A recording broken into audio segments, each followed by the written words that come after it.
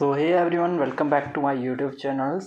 And यहाँ पे हम जो है बीएससी नर्सिंग एप्टीट्यूड के सेकंड पार्ट के साथ आपसे एक बार फिर से आ चुके हैं। यहाँ पे हम देखने वाले हैं बीएससी नर्सिंग एंट्रेंस एग्जाम से नर्सिंग एप्टीट्यूड के जो क्वेश्चंस पूछे जाते हैं उसका सेकंड पार्ट लेके यहाँ पे आ चुके हैं। सेकंड पार्ट के जो क्वेश्चंस हैं वो भी आपके लिए काफ़ी इंपॉर्टेंट रहेंगे। पहला क्वेश्चन है, बीएससी नर्सिंग कोर्स कितने साल का होता है? ठीक है, पहला क्वेश्चन आपके सामने है, बीएससी नर्सिंग का जो कोर्स होता है उसकी जो ड्यूरेशन होती है वो कितनी होती है, कितने साल का होता है। अब आप बीएससी नर्सिंग का एंट्रेंस एग्ज़ाम दे रहे हैं तो ये बेसिक सा क्वेश्चन तो बनता ही है, ठीक है, और ये बेसिक सा क्वेश्चन आ भी सकता है नर्सिंग एप्टीट्यूड में। बीएससी नर्सिंग का जो कोर्स होता है कितने साल का होता है, आपके सामने 4 ऑप्शन दे रखे हैं, 5 साल का, 4 साल का, 3 साल का एंड 2 साल का। तो बीएससी नर्सिंग एक डिग्री कोर्स है नर्सिंग का, ये कितने साल का होता है? ये होता है आपका 4 साल का, 4 इयर्स का डिग्री प्रोग्राम्स ये होता है। तो बीएससी नर्सिंग जो कोर्स होता है 4 इयर्स डिग्री प्रोग्राम, 4 साल का एक कोर्स होता है। अगला क्वेश्चन है, ऑर्थोपेडिक्स विभाग संबंधित है। ऑर्थोपेडिक जो विभाग है वो किससे संबंधित है? हॉस्पिटल से रिलेटिव क्वेश्चन है। ऑर्थोपेडिक जो डिपार्टमेंट होता है हॉस्पिटल्स में, तो ये जो डिपार्टमेंट है, ये जो विभाग है, ये किससे संबंधित है, यानी किन बीमारियों से ये विभाग संबंधित है? पहला ऑप्शन है त्वचा से संबंधित बीमारियां, दूसरा है हड्डियों से संबंधित बीमारियां, तीसरा है दिमाग से संबंधित बीमारियां, चौथा है इनमें से कोई नहीं। अब आपको बताना क्या है भाई? बताना इसमें है कि जो ऑर्थोपेडिक्स डिपार्टमेंट होता है वो इनमें से किस बीमारियों से संबंधित विभाग है, यानी कि किस बीमारियों को लेकर आप इस डिपार्टमेंट में जाते हैं। तो 4 ऑप्शन दे रखे हैं, एक तो आपका इनमें से कोई नहीं है, बाकी 3 है त्वचा से संबंधित, हड्डी से संबंधित और दिमाग से संबंधित। तो कौन सा सही हो जाएगा इसका? ऑप्शन 2 वाला, हड्डियों से संबंधित विभाग, ऑर्थोपेडिक्स डॉक्टर आप कहते हैं, ठीक है। तो ऑर्थोपेडिक्स डिपार्टमेंट जहाँ पे हड्डियों से संबंधित बीमारियों का इलाज किया जाता है, ठीक है। अगला क्वेश्चन देख लेते हैं, एक मरीज को त्वचा संबंधी रोग है तो वह अस्पताल के किस विभाग में स्वयं को दिखाएगा?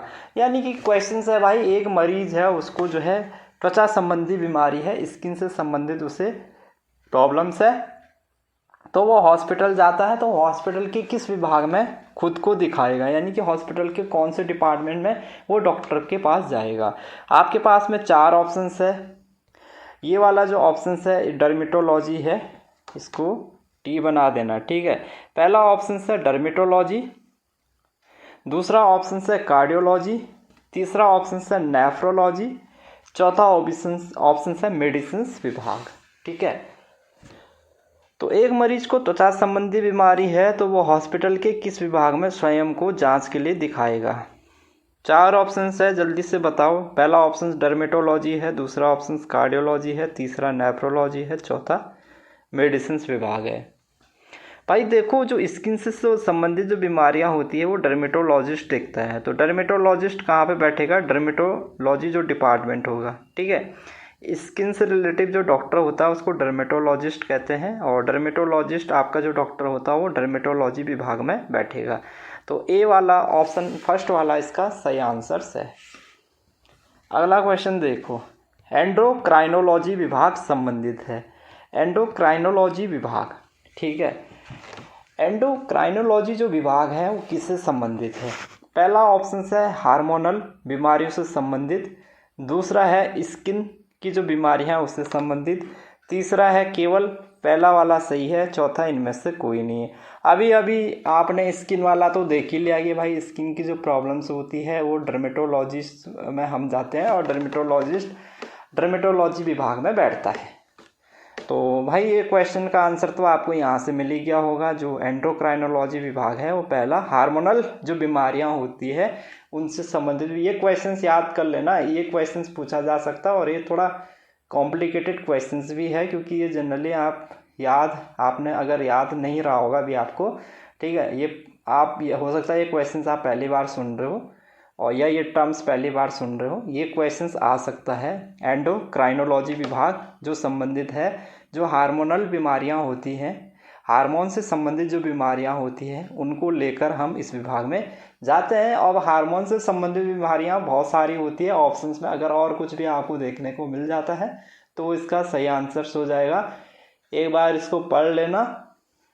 जो एंडोक्राइनोलॉजी विभाग है वो इसमें कौन कौन सी बीमारियां आती है, ठीक है, हार्मोनल जो बीमारियां होती है कौन कौन से होती है, ये भी आपके लिए इम्पोर्टेंट है। अगला क्वेश्चन क्या है? अगला क्वेश्चन है आईसीयू का पूरा नाम है। ये क्वेश्चन बहुत बार पूछा जाता है, हर बार ये पूछ देता है नर्सिंग एप्टीट्यूड के क्वेश्चंस में, क्योंकि ये बेसिक सा क्वेश्चंस बन जाता है एक। तो पिछले 2-3 सालों से देख रहा हूँ मैं, ये क्वेश्चंस बहुत बार पूछा जा रहा है। जीएनएम के एंट्रेंस एग्जाम्स में भी आया और एएनएम के एंट्रेंस एग्जाम्स में भी और बीएससी नर्सिंग एप्टीट्यूड में भी ये क्वेश्चंस पूछा जा रहा है। आईसीयू का पूरा नाम, पहला ऑप्शन दे रखा है intensive care unit, intensive cure unit. दूसरा ऑप्शन दे रखा है इंटेंसिव केयर यूनिट। तीसरा ऑप्शन दे रखा है इंक्यूबेशन यूनिट और चौथा आइडियल केयर यूनिट, ठीक है। अब यहाँ पे देखो भाई, इंक्यूबेशन यूनिट और आइडियल केयर यूनिट ये दो ऑप्शन तो आपके गलत हो गए। मुझे लगता है जहाँ पे कन्फ्यूजन आपको होगा इन दो ऑप्शंस में रहेगा कि भाई इंटेंसिव क्योर यूनिट है या इंटेंसिव केयर यूनिट है, ठीक है। और ऐसे ही थोड़ा कॉम्प्लिकेटेड जो ऑप्शंस रहेंगे जो मैच करते हैं आपस में, अगर ऐसे ही मैच करते क्वेश्चंस आ गए तो आपका नर्सिंग एप्टीट्यूड क्वेश्चंस भी निकलना मुश्किल हो। तो ये आपके जो कॉन्सेप्ट है वो एकदम क्लियर होने चाहिए, ठीक है। जो टर्म्स हैं, जो फुल नेम्स है वो आपके क्लियर होने चाहिए दिमाग में कि भाई इसका ये श्योर होने चाहिए आपकी 100% इसका आंसर यही है। इस तरीके के क्वेश्चंस आप गलत करके आ जाते हैं तो ये क्वेश्चंस आपके कॉन्सेप्ट या इनमें 100% आप श्योर होने चाहिए भाई मेरा आंसर यही है। तो इंटेंसिव केयर यूनिट इसका बी वाला सही है, ना कि इंटेंसिव क्योर यूनिट, ठीक है। तो आईसीयू का पूरा नाम इंटेंसिव केयर यूनिट हो जाएगा, ठीक है। अगला क्वेश्चन देखो, दिमाग से संबंधित विभाग है, यानी कि दिमाग की बीमारियां जिस विभाग में देखी जाती है, ठीक है। अब ऑप्शंस यहाँ पे ये देखना होगा क्या क्या ऑप्शंस दे रखे हैं, ये देखना होगा, ठीक है। साइकेट्री दे रखा है, कार्डियोलॉजी दे रखा है, पैथोलॉजी दे रखा है, रेडियोलॉजी दे रखा है। इस क्वेश्चंस में अगर चलो इस क्वेश्चंस का जो आंसर है फिलहाल के लिए साइकेट्री है। दिमाग से संबंधित बीमारियां साइकेट्री में देखी जाती है, ठीक है। अगर यहाँ पे आपको न्यूरोलॉजी भी लिखा आता तो वो ऑप्शंस फिर आपके थोड़ा ये हो जाते, मैच कर जाते, ठीक है। और एग्जाम्स में ऐसा क्वेश्चंस पूछा जा सकता है, आपके दो ऑप्शंस आपस में मैच करते हुए देखे जा सकते हैं, जैसे न्यूरोलॉजी भी दे देगा और साइकेट्री भी दे देगा, साइकोलॉजी भी दे देगा, ठीक है। तो कहीं ना कहीं साइकोलॉजी भी दिमाग से संबंधित है और जो आपका न्यूरो है वो भी कहीं ना कहीं दिमाग से संबंधित बीमारी का वहाँ पे भी इलाज किया जाता है और साइकेट्री में भी जो है दिमाग से संबंधित बीमारी का इलाज किया जाता है। लेकिन ऑप्शंस अगर 3 ऑप्शंस दिए रहेंगे तो साइकेट्री ही आपका वहाँ पे करेक्ट आंसर्स माना जाएगा, ठीक है। साइकेट्री आपका सही आंसर्स हो जाएगा, ठीक है।